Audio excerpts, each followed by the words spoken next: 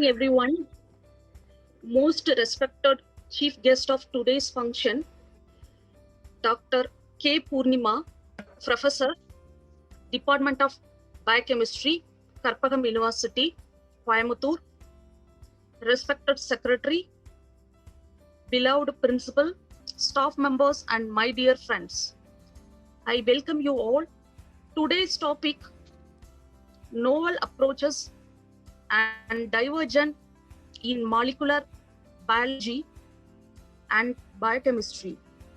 The novel approach of enzyme give idea about cost-effective and sustainable biocatalytic process for industrial purpose, and also understand the very latest development of enzyme catalyst process in computational biology. It's all about cutting edge approaches in biocatalytic activities. For example, enzyme design and realize the commercial potential release of enzyme. Biocatalysis is an increasingly powerful and practical tools which is used in production of drug molecule. This is a technology which became more valuable to the enzyme community.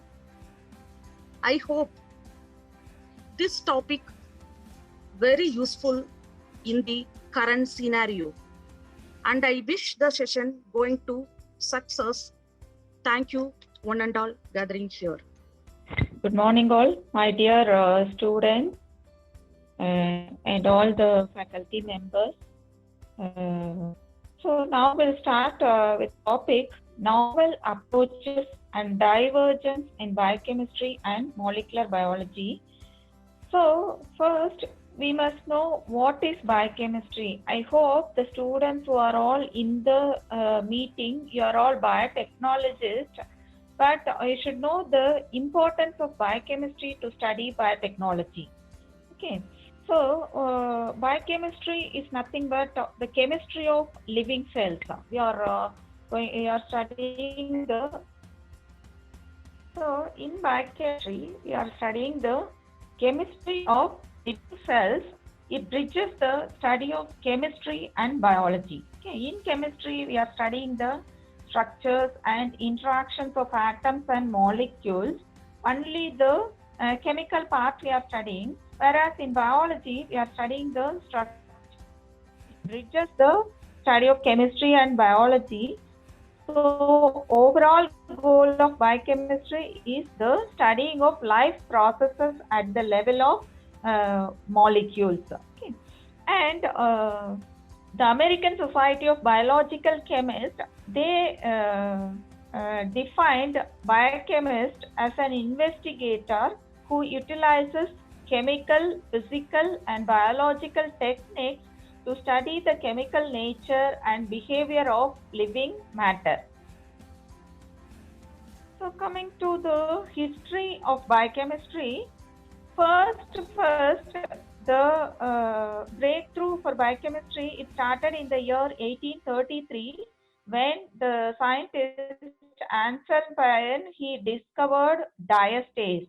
Okay, and that was the beginning point for the subject biochemistry, and the term biochemistry, it was first used in the year 1882, and later on in the year 1903 only, German chemist Carl Alexander Neuberg, he first coined the term biochemistry. Okay, so we are calling him as a father of modern biochemistry. And if you see the branches of biochemistry, it has two broader categories: descriptive biochemistry and dynamic biochemistry. This descriptive biochemistry, it deals with the qualitative and quantitative characterization of various cell components. And in dynamic biochemistry, here only we are dealing with the elucidation of mechanism of reactions involving the cell components. So this is actually the modern biochemistry. And later on, as the research progresses, and this biochemistry, it has been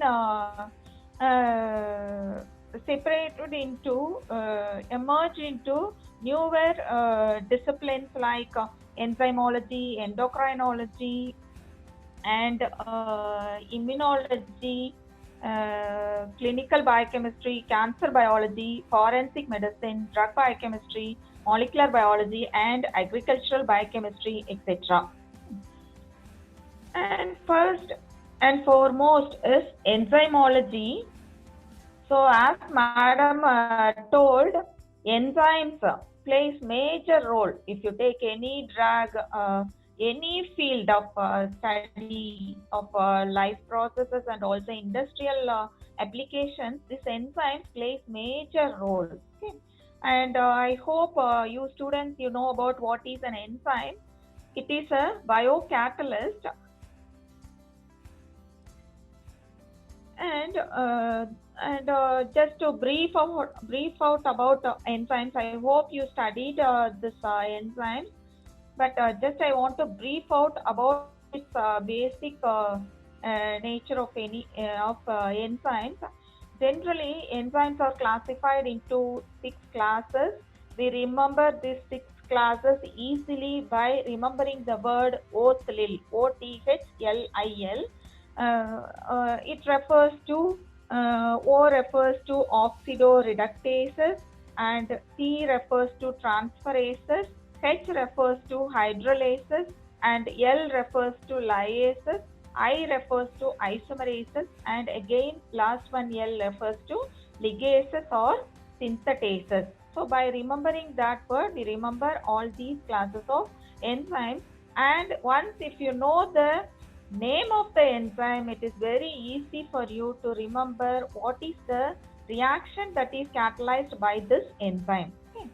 So for example, synthetases means it is involved in synthesis reactions, and oxidoreductase is involved in oxidation and reduction process. So it implies that in that reaction, if 2 substrates are involved, one substrate gets oxidized whereas the other substrate gets reduced. Okay, mostly dehydrogenases belongs to this oxidoreductases.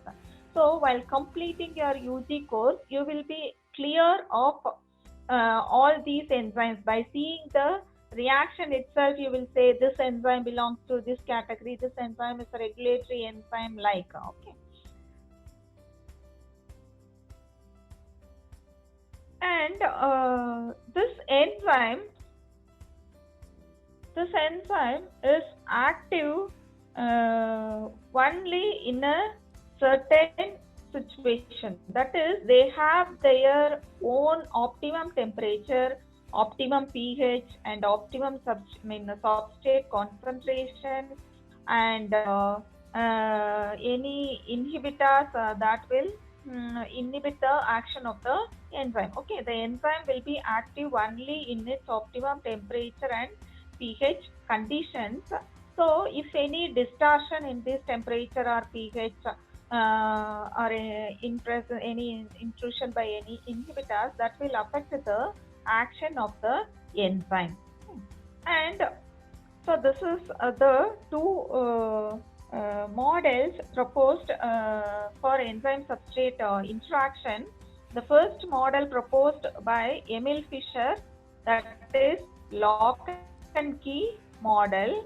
Emil Fischer, he was telling that the substrate go and binds to the enzyme's active site as like that of the key fits into the lock, and he did not talk about the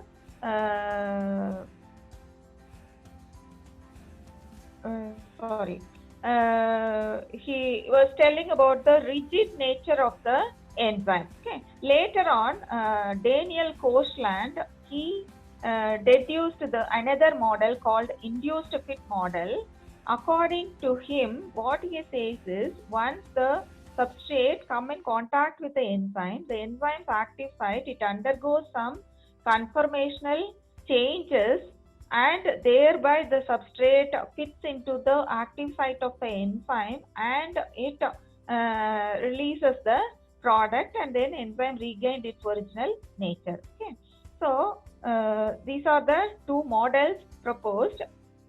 And about the basic mechanism of enzyme action, if you see, the enzyme combined with the substrate will go and binds to the active site of the enzyme, and it forms enzyme substrate complex, and then finally it forms the product, and that product is released out from the enzyme, and the enzyme is again regained its original nature. And as these enzymes are very much essential for each and every reactions that are taking place in our system, whatever the reaction, either catabolism or anabolism, each and every reaction that is mediated by, catalyzed by a specific enzyme. And also while going for a research in enzymes, people found that the enzymes, they, even though it is regained, sometimes due to some environmental impact, the enzymes may lose its original activity.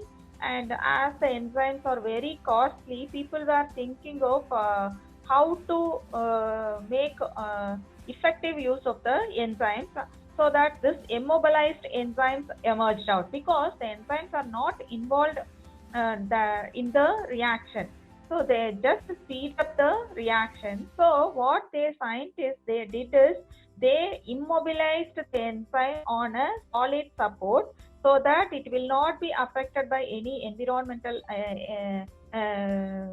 stresses, so that the substrate, only the substrate will come in contact with the enzyme, and then it will releases out the product. Okay, so such various immobilization techniques are deduced. Some of the techniques are, I hope you studied all these immobilization techniques. One is adsorption, absorbing onto a solid support, and covalent binding, covalently attached to a solid support, or by cross-linking of the enzyme molecule, or by entrapping the enzyme into a support molecule, and encapsulation. These are all the various methods of producing immobilized enzymes. So this immobilized enzyme technique, it improved the enzyme's efficiency, so that we can make use of the enzymes for bulk production of any products. And this enzymes, as I told and Jennifer madam told, this enzymes have enormous industrial applications. If you take any industry, in all the industries, this enzymes plays an important role. Like it acts as a biocatalyst. It is used in biotech R&D and diagnostic purposes, and food and beverages, used in animal feed, used in pharmaceuticals, and also it is used in preparation of biofuels and household items. So I have listed, if you want to see the application of all the enzymes, it need at least a half a day session to complete all the enzymes applications. So here I have given some of the examples. Okay. Some enzymes like amylase and protease, they are used in food processing. In what way they are used? What is the importance of these enzymes in food processing? If you see, in bread making industry, they are preparing bulk. So while that duff preparation, this amylase and protease enzymes are added, so that what will happen is the starch molecules and also larger protein molecules, they get degraded by this amylase enzyme, so that they will be converted into a smaller molecule, so that the duff will be very soft. Okay. It gives a softness to the duff. And also trypsin enzyme is used in baby food. Babies, they are not able to digest the proteins fully if they take a heavy protein diet. So if their baby food is added with trypsin enzyme. Trypsin is, we all know that trypsin is a protein digesting enzyme. This will convert the larger particles into smaller ones so that the baby can easily digest that food and it will prevent the indigestion problem for babies. And also this amylase and protease, they are used in brewing industry and also in fruit juices. To clarify the fruit juices, the enzymes like cellulase and pectinases are involved. Okay, while studying all these enzymes, we should be clear what is the reaction catalyzed by these enzymes. Why these pectinase is used in clarification of fruit juices means fruits containing more of pectins, that is heteropolysaccharides, that will be converted into galactonic acid by this pectinases. So the fruits will be clarified, clear, you will get a clear fruit juice. Okay. So any cellulose is present, that will be digested by the cellulase enzymes. Likewise, in dairy industry, lipases and lactases are used. These lipases and lactases, because dairy product milk contains lactose, so to convert lactose into uh, glucose and galactose, this enzyme plays major role. And lipases, these are all used in dairy industry. And also in paper industry, to smoothen the paper quality, the enzymes amylase, ligninase, xylanase, cellulase, these are all used to degrade the cellulose or xylans or lignins or starch that are present in the wood to make it into a soft paper. Okay. And also likewise, some enzymes are used in biological detergents. And in rubber industry, the enzyme catalase is used. You all know that the catalase is an antioxidant. It plays major role in our system because the reaction catalyzed by catalase is it converts hydrogen peroxide into hydrogen and HAPO2, isn't it? This is the reaction catalyzed. You all know that. I hope while using hydrogen peroxide in the laboratory itself, our teachers will tell us handle with care, like, isn't it?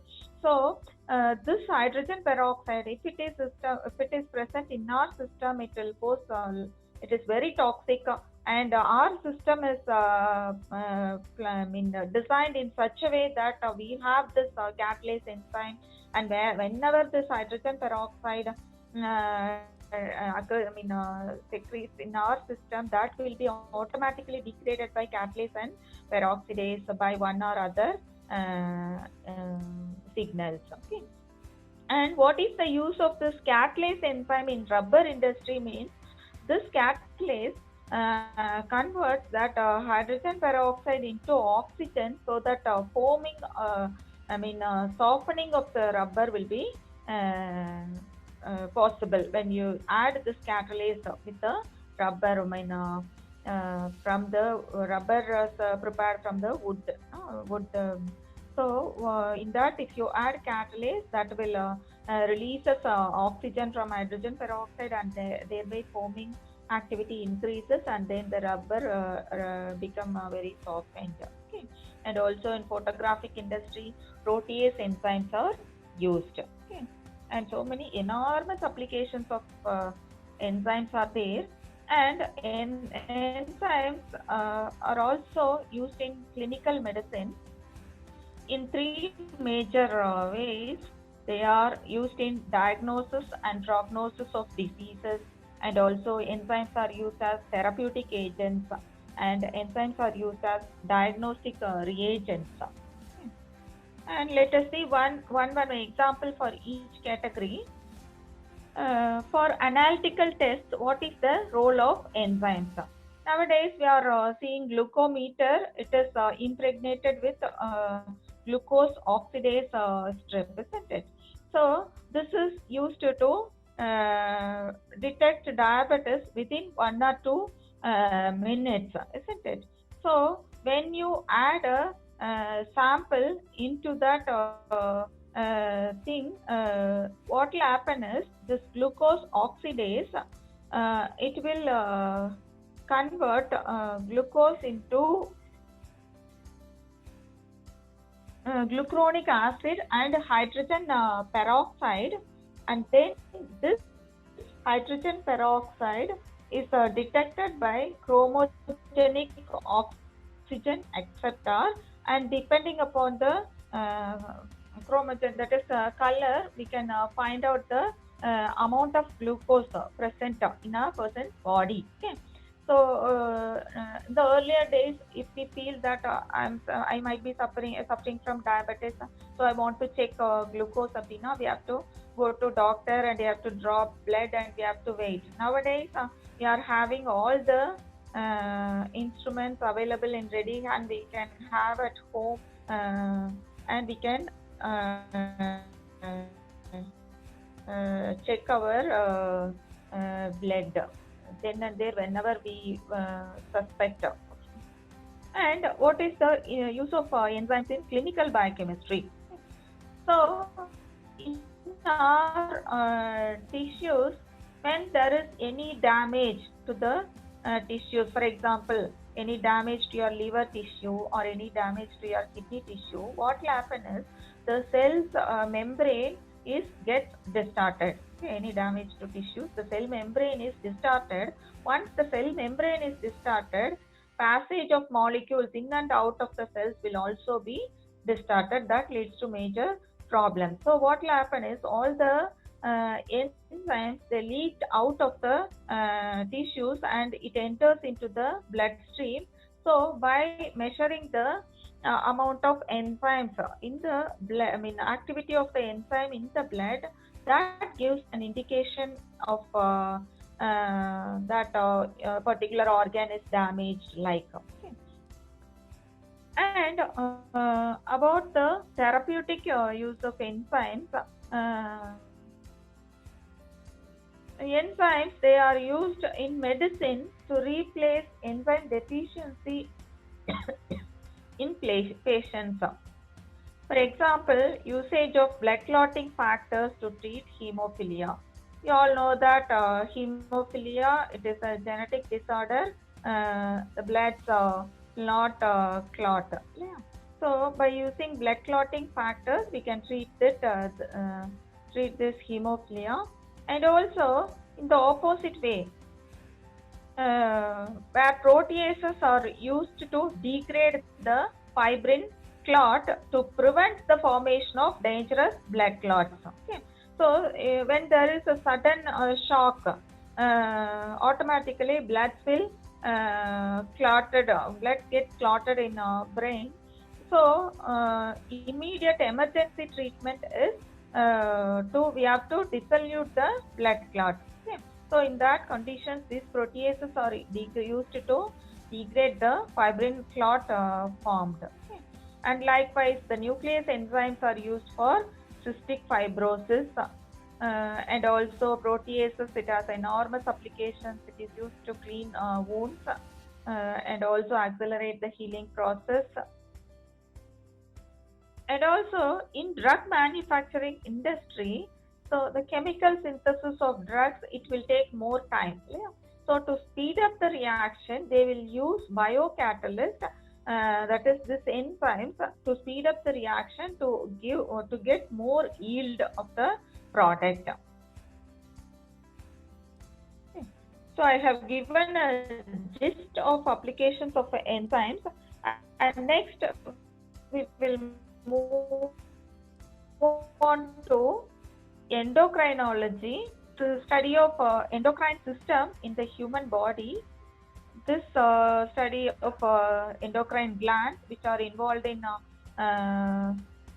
growth and development and metabolism, and also in reproduction. And these are all the endocrine glands: adrenal gland, pituitary, pineal gland, testicles, ovary, pancreas, thyroid, and etc. They will secrete their own hormones. Okay.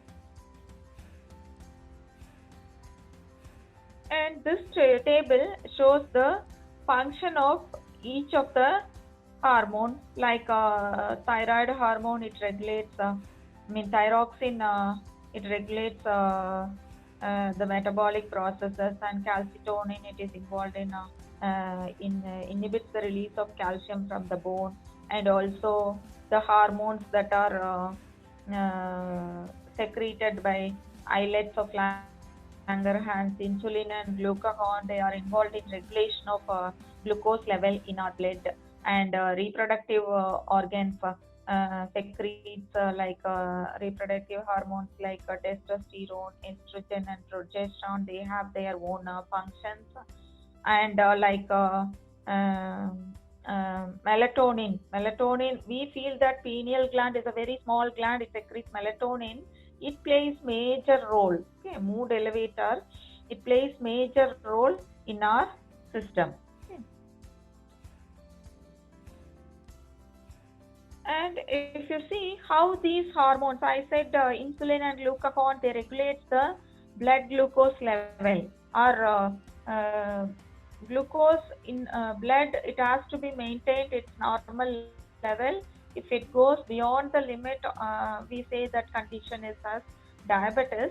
So that regulation of glucose level, that is maintained by these hormones, insulin and glucagon. So how they act, how these hormones mediate their action. Okay. So there are two major mechanisms. Some of the hormones, they have their receptors in the plasma membrane. They are they binds to the receptor in the plasma membrane, G protein coupled receptors in the plasma membrane, and thereby GTP is released out, which in turn binds to adenyl, activates adenylyl cyclase, and this enzyme in turn activates converts ATP into more of cyclic AMP.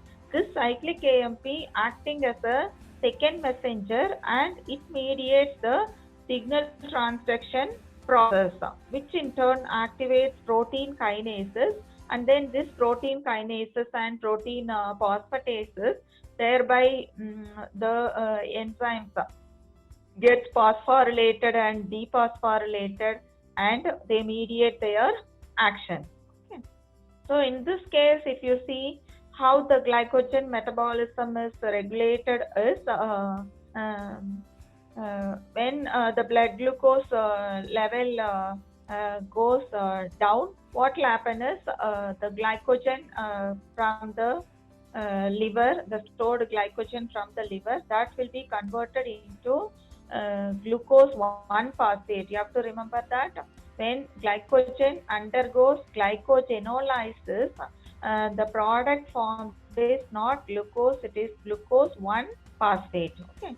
That glucose 1-phosphate, that is further converted to glucose and enters into bloodstream, and it is mediated by the main enzyme involved is glycogen phosphorylase.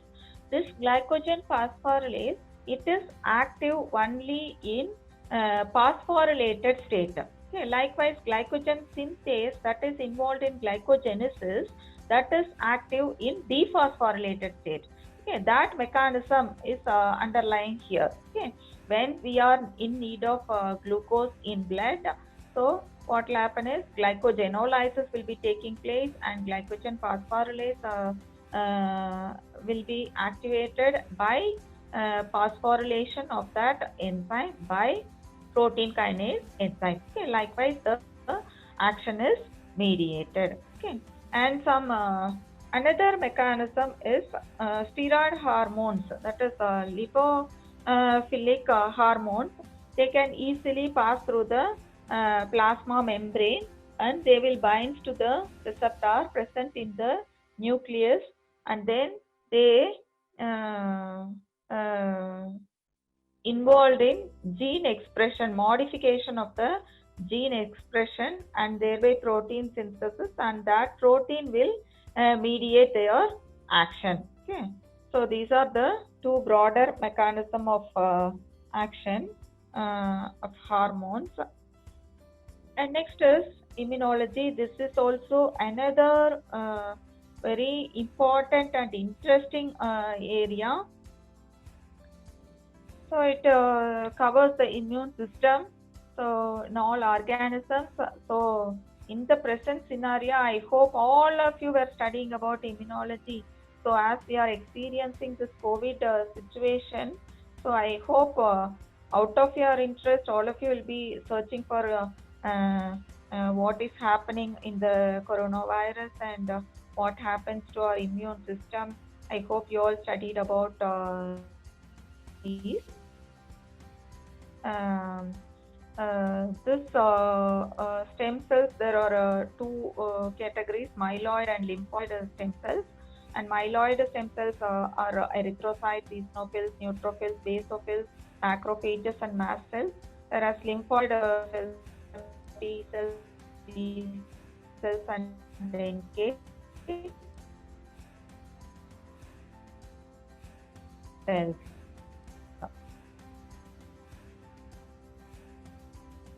And there are two major types of targeted immunity is mediated by the T cells. Okay. And so immunology techniques, it is based on the antigen and antibody reactions. Okay. When any foreign particles enters into our system, triggered and antibody is produced against the antigen. So it is based on this antigen antibody reactions are involved here, and so here all the techniques that is involved are based on the agglutination or precipitation reactions. Okay, so here immunohistochemistry, let me give some gist about the techniques that are used in immunology field. Immunohistochemistry, so all the bases are either agglutination or precipitation reactions and antigen binding to the antibody. And in immunohistochemistry, here a dye is added with so that after completion of the reaction, so this is the general procedure. Primary antibody and then secondary antibodies are added, and finally it is eluted out so that only the linkage formed only will be out, and based on the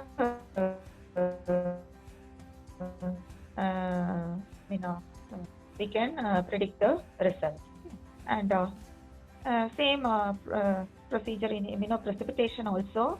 So the antigen, that is antigen means if you suspect any infection, so you will take up your blood. That blood may be containing that antigen. It is mixed with the primary antibody and then with the secondary antibody and agarose beads or magnetic beads, and then washed off. All the unbound will be washed off, and it is eluted with respective solution, so that only the, and then it by doing SDS page or Western blot, we can find out what type of antigen it is. And Western blot, it is a blotting technique. Before going into Western blot, we have to undergo electrophoresis, and the gel is transferred to a nitrocellulose membrane, and then blotting is done, and it is detected. Okay. So I hope you all studying all these techniques. And coming to the applications, what way these are useful in medicine? Various numerous drugs are available. They may be immunosuppressants, and also they may be immunostimulants. Immunostimulants are also necessary, and immunosuppressants are also necessary. Immunosuppressants mainly is needed when we are going for transplantation, okay? Organ transplantation. So I given here only one example of drug for immunostimulant. Immunostimulants, they are the substances that stimulate the immune system by inducing, activating, or increasing activity of any of its components. For example, BCG vaccine. So you all heard of this BCG vaccine. Now in our country, this is used for treating COVID also, as it is also related to lungs. Okay. So this vaccine is used for TB to prevent childhood tuberculosis, and also some interleukins. They are synthesized and used in the treatment of cancers. Okay. And immunosuppressants. So sometimes, mainly during transplantation, organ transplantation, so when you go for a liver or heart or kidney transplantation, so we are introduced an foreign foreign particle into our system, isn't it? So our immune system take up and it starts producing antibody against that, and this will very critical to our system. Okay, when these conditions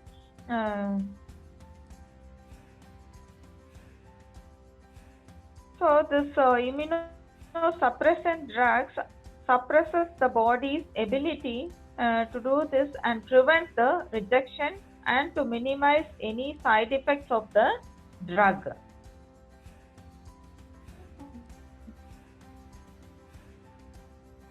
One example is cytokine production. So the cytokines are signaling proteins. It binds to the cell surface receptors. Cytokines that includes interferons, interleukins, TNFs and TGFs, and also colony stimulating factors. And the drug cyclosporine, it suppresses the cell mediated immunity. What is the mechanism behind this? How it inhibits cell mediated immunity, it suppresses the cell mediated immunity is it blocks the transcription of cytokine genes in activated T cells. Okay. Once if cytokine is produced, then only it mediates immunological reactions. So the cyclosporine drug, it blocks the transcription of cytokine genes in activated T cells. So after diffusing into the T cell, cyclosporine, it binds to the cyclophilin and it forms a complex that binds to calcineurin. Okay. This calcineurin is essential for dephosphorylating the transcription factor NFATC.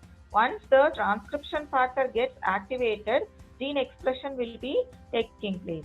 So here the calcineurin is not free, it is bounded with the cyclophilin, so it cannot dephosphorylate the transcription factor. So because of this complex, it cannot perform this reaction, so that it cannot enter the nucleus to promote the reactions that are required for the synthesis of cytokines. Okay. So thereby it decreases the cytokine production, and thereby it is acting as a immunosuppressant, prevents the immunological reactions. Okay, as a biochemist, you have to clearly study all these mechanisms. If you are going for any drug, means you have to study the mechanism underlying in that particular area. Then only you can be able to discover any drug. Okay. And next broad field of research is cancer biology. You all know that cancer is uncontrolled growth of cells and there are nearly numerous number of cancers are there. Even tobacco related cancers, even 12 different cancers are there. And mainly why cancer occurs. You all know that the cancer cells are present in our body itself only by any one. If a person is experiencing any one of the risk factor like diet modifications or exposing to any chemicals or any hormonal changes, and during aging process, the cancer cells starts proliferating. And you must know, in cancer biology, you must know the difference between apoptosis and necrosis. This apoptosis is a programmed cell death. It is different from necrosis. This apoptosis, it is an orderly process, and this necrosis is caused by external factors.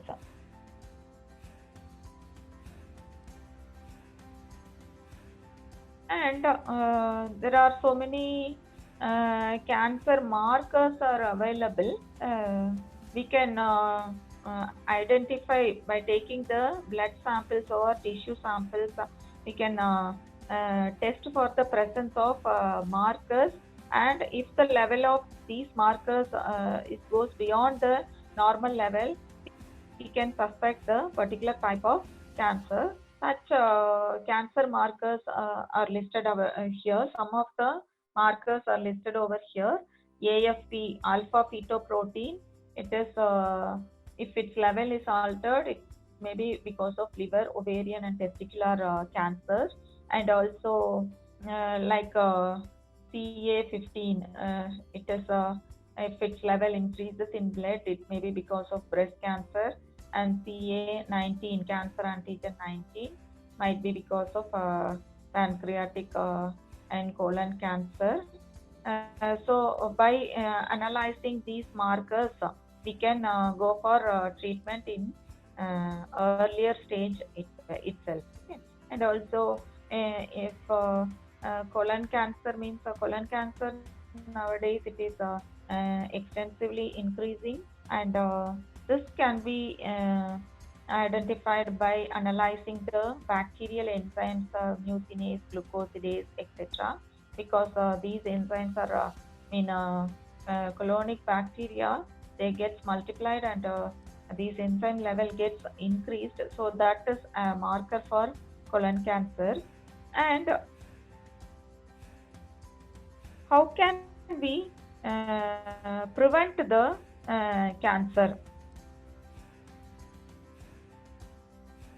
So we can prevent by modifying our lifestyle, and by avoiding the exposure to any cancer causing substances, and taking medicines or vaccines that can prevent cancer from developing. And next broad field is clinical biochemistry. Okay, this is the one of the major part for a biochemist. Only by this specimens analysis, doctors can be able to prescribe drugs. Okay. So what are all the specimens tested in clinical analysis? Mainly serum, plasma, urine. These are all the specimens that are tested. Serum, you all know, I hope you all know about difference between serum and plasma. So plasma is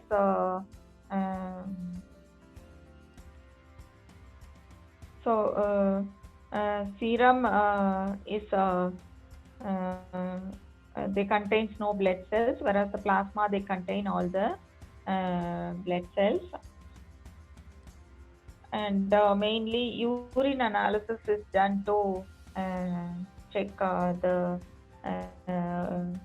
urea, uric acid, and creatinine levels. These are all kidney markers.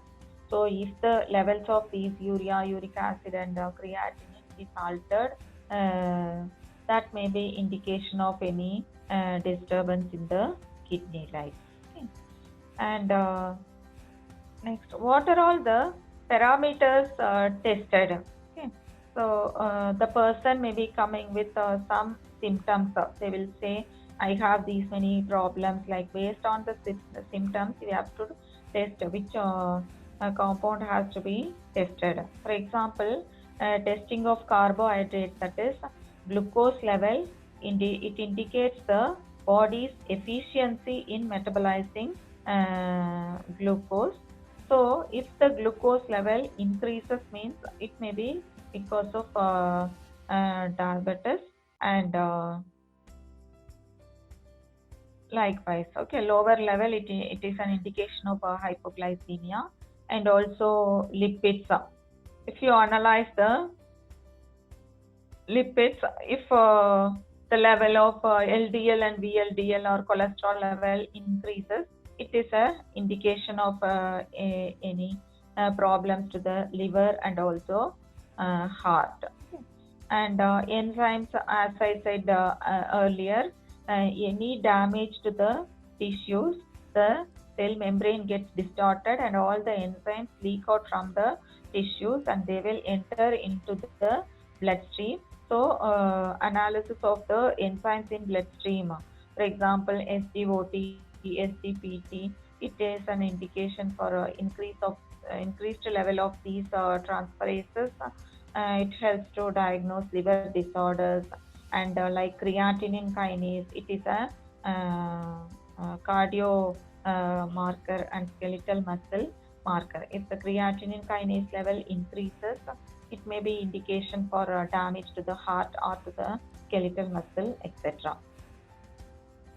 And hormones, that also, if it goes beyond the control, that hormone levels also measured and find out what are all the problems.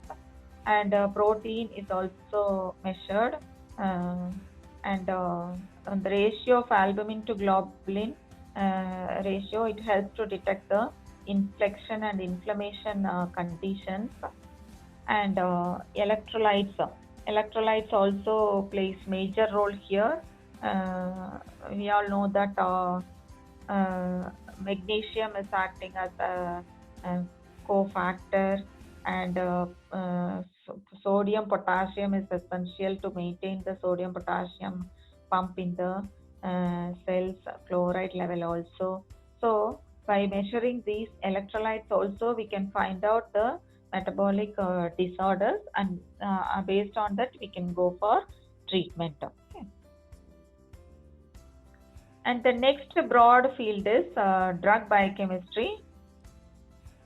So drug biochemistry, here we are it underlies into two major areas: pharmacokinetics and pharmacodynamic processes.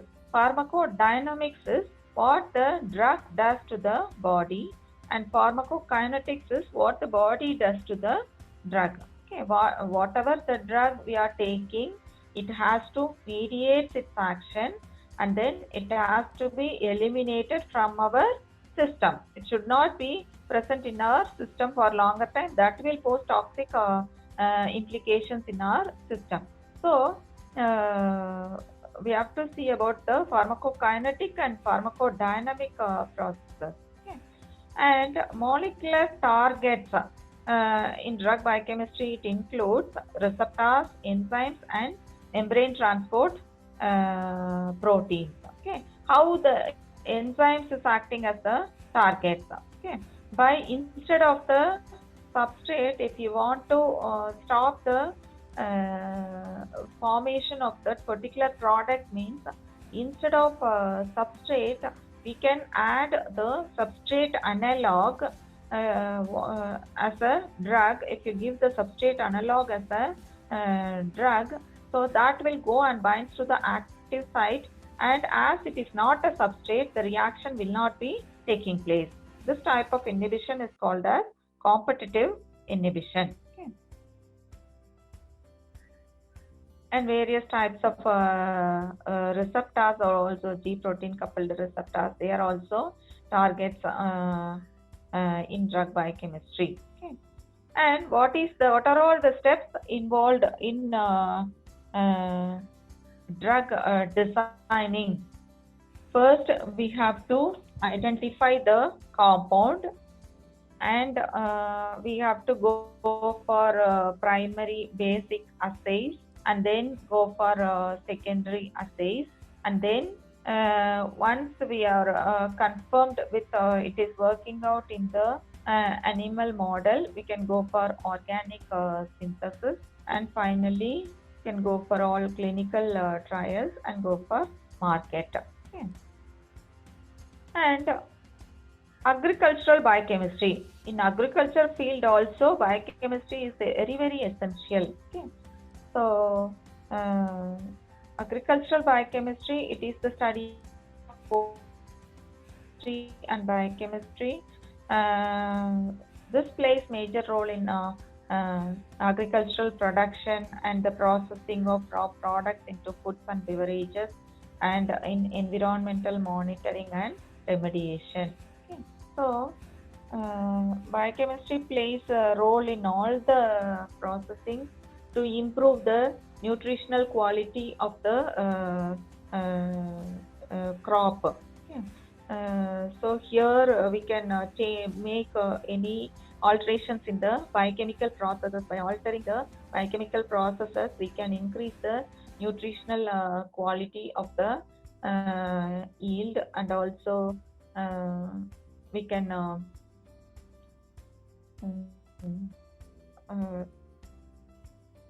produce a crop. We can engineer in such a way to produce more of secondary metabolites.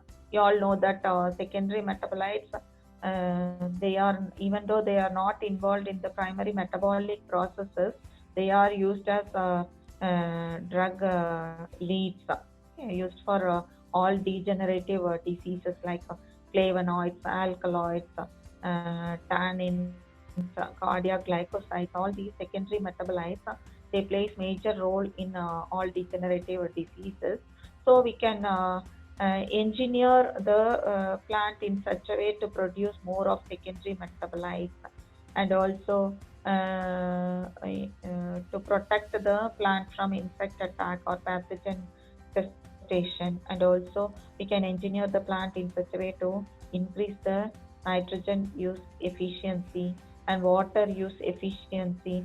So in all these processes, so we should have a clear understanding of plant biochemistry. What are all the metabolic processes that are taking place in the plant, and then we have to go for engineering of the plant to increase the product yield, or to increase the efficiency, or to minimize the insect attack like. So by understanding the composition of certain soils and their deficiencies and ways of correcting the problems, plants take up nutrients, and understanding how those are utilized, and application of fertilizers and pesticides, and how these react at the cell level, and analysis of crop materials, wider applications. Okay. And we have to say about GM crops. There are so many people, even though they oppose this GM crops, as a life science people, we have to have a thorough understanding of GM crops, and we have to check that will not affect, if it will not affect the genetic makeup. We can go for ISO standards, and we can plan, implement, and control of HACCP guidelines. So we can go for genetic modifications also to increase the productivity, because nowadays the population is increasing, and we have to maintain in such a way to meet the demand of food products. So without any harm, we can go for GM also. Okay. Another important area is forensic science. So forensic science, in what way in forensic science biochemistry is important? If you see, in forensic science, it is mainly the science to investigate the crime and present the unbiased scientific evidence in court. So it draw knowledge from chemistry, biology, and physics to recognize, identify, and evaluate physical evidence during an investigation. And here we are using various biotechnological tools like fingerprinting, mass spectroscopy, chromatography to solve the criminal cases. Mainly, PCR technique is used. So we are analyzing the samples, even hair, nail, or bones, teeth, blood, semen, any biological samples, they are analyzed. And so biochemistry plays major role in forensic science also. Okay, even though the unsolved cases, they can be solved by the implications of biochemistry. At the 11th or even many cases have reverted. And next broad area is molecular biology. So I hope you have a basic understanding of molecular biology. Molecular biology, it deals with the nature of biological phenomena at the molecular level through the study of DNA, RNA, and proteins. And it mainly involves DNA, RNA, and protein. And Warren Wiener was the person who coined the term molecular biology.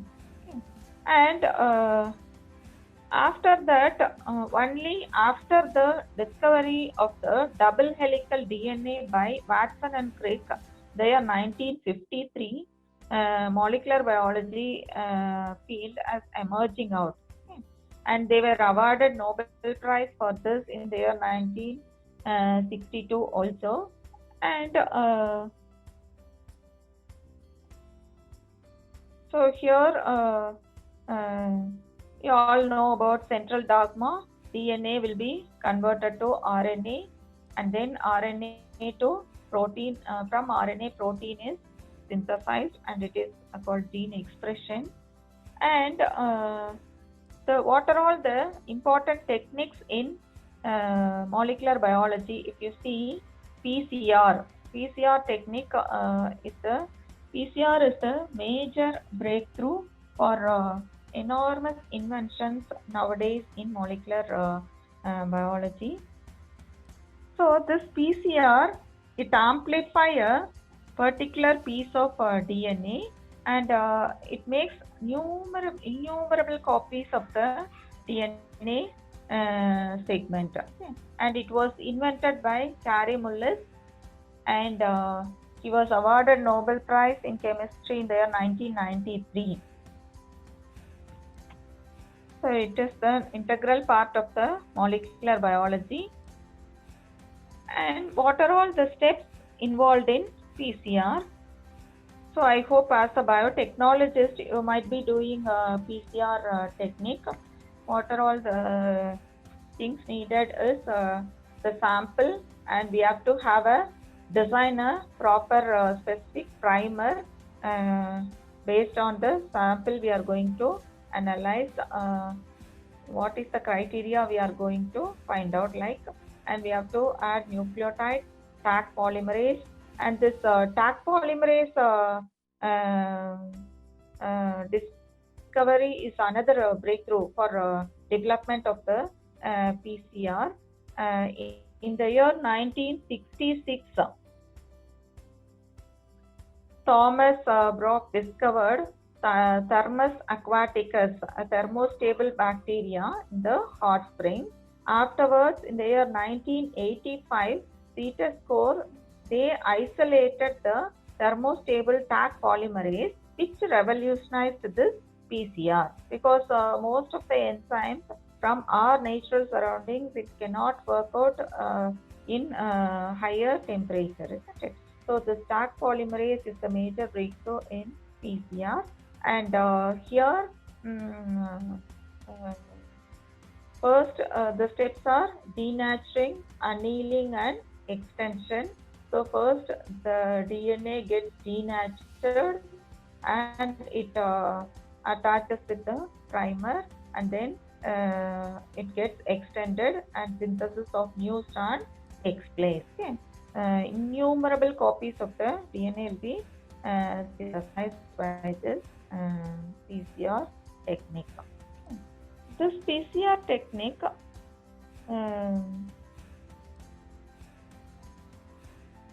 has wide applications. So primer designing is very important in this PCR. So it is helpful in identification of any genetic diseases. So we have to design a primer in such a way that will bind and amplify certain alleles of genes or mutations of genes.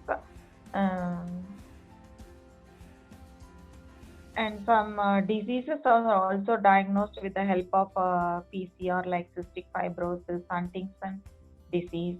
And this PCR is also has a major role in forensic science, okay, analysis of the specimens. Okay. And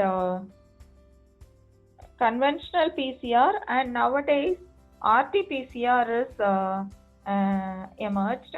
This RT-PCR is real-time PCR. We can able to monitor the amplification of the targeted DNA molecule during the process itself. Okay, so this is the advantage of the RT-PCR. So we have to either start with a fluorescent dye or with a probe,